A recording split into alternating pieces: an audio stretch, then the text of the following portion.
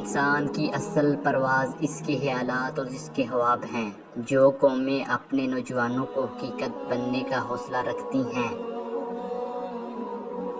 وہی دنیا پر حکمرانی کرتی ہیں۔ خودی کو پہچاننا ہی انسان کی اصل طاقت ہے، کیونکہ خودی میں ہی کامیابی کا راز چھپا ہے۔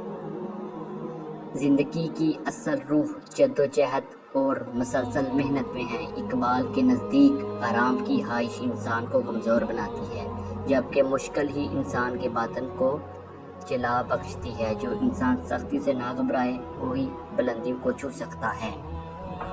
اقبال نے ہمیشہ نوجوانوں کو بیداری کا پیغام دیا ہے۔ وہ کہتا ہے کہ نوجوانی انسان کا سب سے قیمتی سرمایہ ہے، اس غفلت میں ضائع مت کرو۔ جو نوجوان اپنی فکر اور کردار میں پاکیزگی لاتا ہے وہی قوم کی تقدیر بدل سکتا ہے۔ شکریہ۔